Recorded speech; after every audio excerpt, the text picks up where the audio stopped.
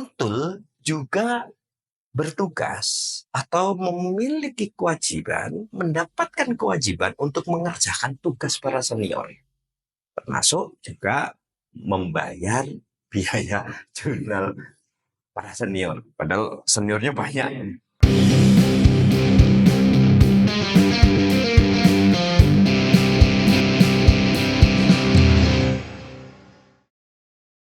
Assalamualaikum warahmatullahi wabarakatuh.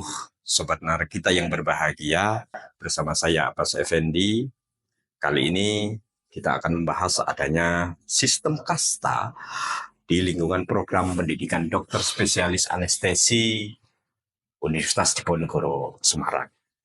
Bahwa dalam sidang perdana kasus bullying dan pemerasan dengan terdakwa Kaprodi Anestesiologi Undip Fakultas Kedokteran Bapak Teguh Eko Nugroho dan staf administrasi Sri Maryani serta mahasiswa senior program pendidikan dokter spesialis anestesi Zara Zubita Azra pada Senin 25 Mei 2025 yang lalu.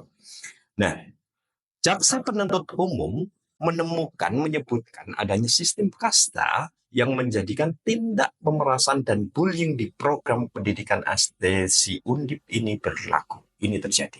Jaksa penuntut umum Sandi Handika dalam dakwaannya menuturkan bahwa tindakan bullying dan pemerasan ini terjadi berlaku sudah sejak lama.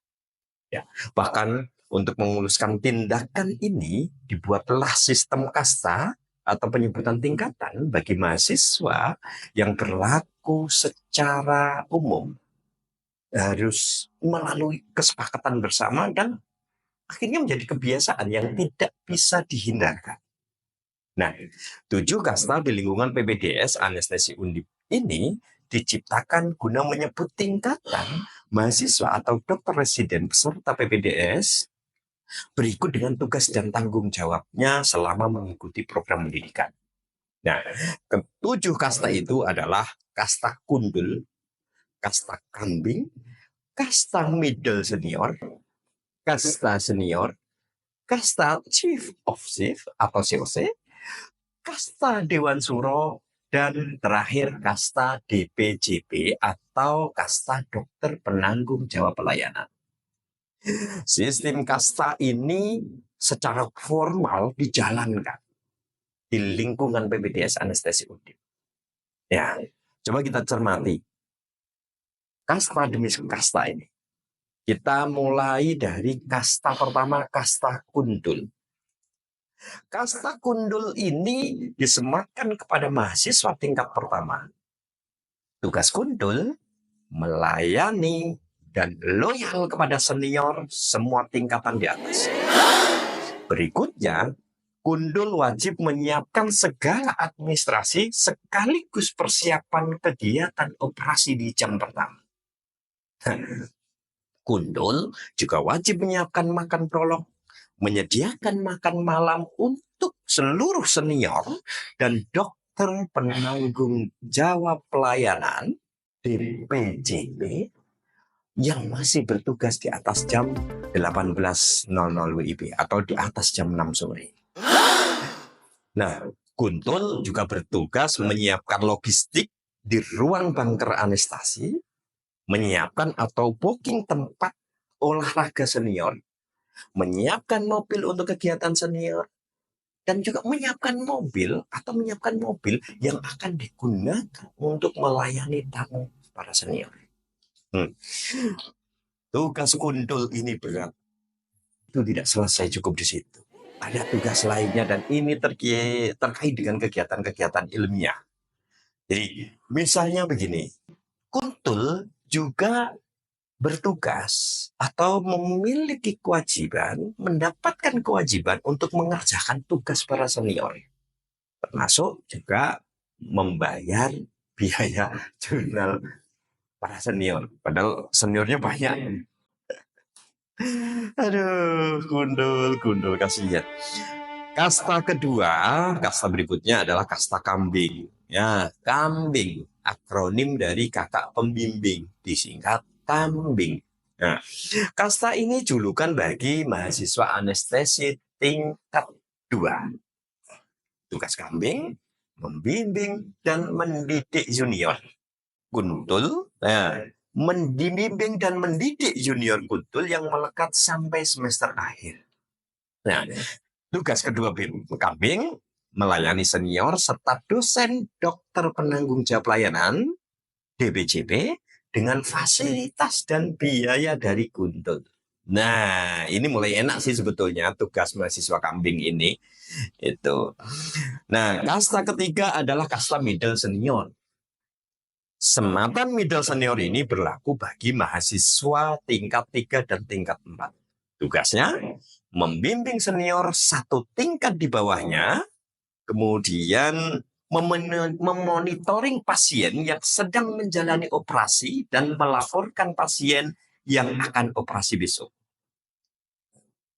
Tugas berikutnya adalah harus dan wajib dilakukan oleh kasta middle senior. Di antaranya adalah melayani dosen atau dokter penanggung jawab pelayanan atau DPJP dengan fasilitas dan biaya dari kuntul. Fasilitas dan biaya dari kuntul. Kasta keempat, di atasnya middle senior adalah kasta senior. Kasta ini diduduki mahasiswa tingkat 5. Tugasnya membimbing junior satu tingkat di bawahnya dan harus bersedia dibimbing oleh senior satu tingkat di atasnya.